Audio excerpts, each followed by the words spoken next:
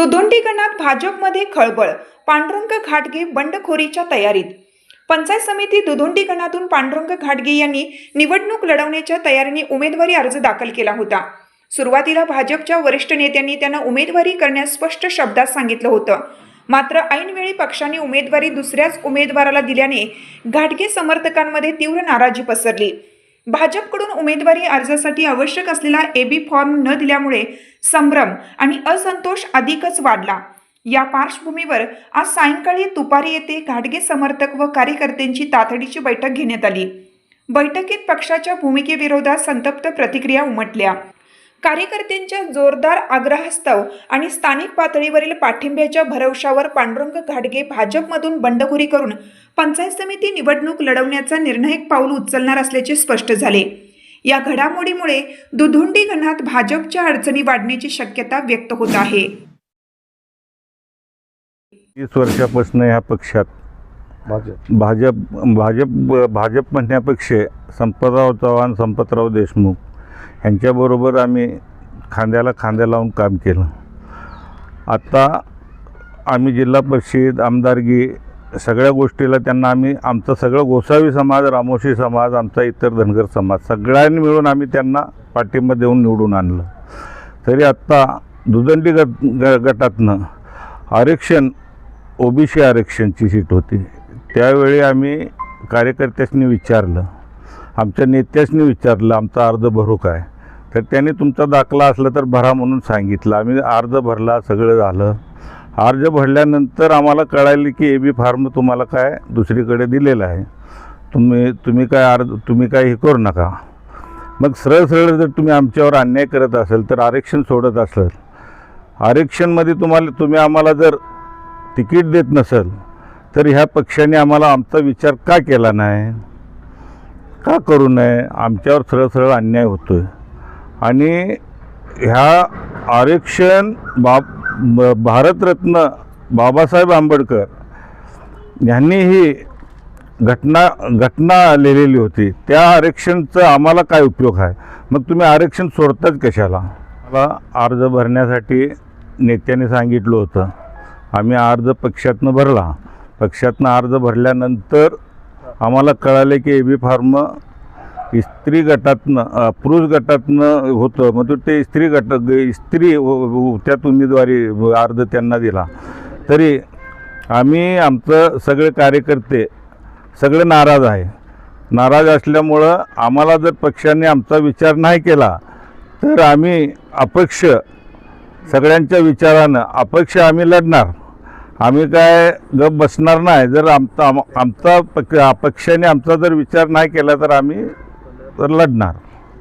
दुधोंडी तालुका पंचायत समिती गटातून ओबीसी पुरुष उमेदवारी असून महिलेला दिली पक्षाने। गरीब समाजाचा कोण विचार करत नाही, विचार करावा पक्षानं। गरिबांना किती दिवस त्यांच्या पत्राला उचलायचं?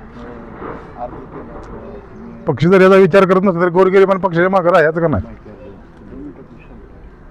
खऱ्या कार्यकर्त्या जर अशी कुजवत असेल पक्ष तर कुणाकडे बघायचं पक्षानं? कोणाच्या आधारावर राहायचं? हे असं जर खच्चीकरण होत असेल, जे नेता धडपडते त्या नेत्याचं, तर आमसारख्या कार्यकर्त्याचं काय होत असेल? तर ते पक्षाने विचार करावा वरिष्ठ यांनी। आणि आमच्या रामोस समाजाच्या वतीनं पांडवांनी जेवढं ही तुपारीच नाही, दुधोंडी असेल, दहेरी असेल आणि त्या पुंदीवाडी पुंदी ह्या जेवढे रामोस समाज संघटना MM ग्रुप आहे त्या ग्रुपचा सगळा पाठिंबा मामासनी राहील आमचा। मी नितीन सुभाष इंगवले, आमचे मार्गदर्शक नेते पांडुरंग घाटगे मामा यांना उमेदवारी भरण्यासाठी आमच्या नेत्यांनी सांगितलं होतं।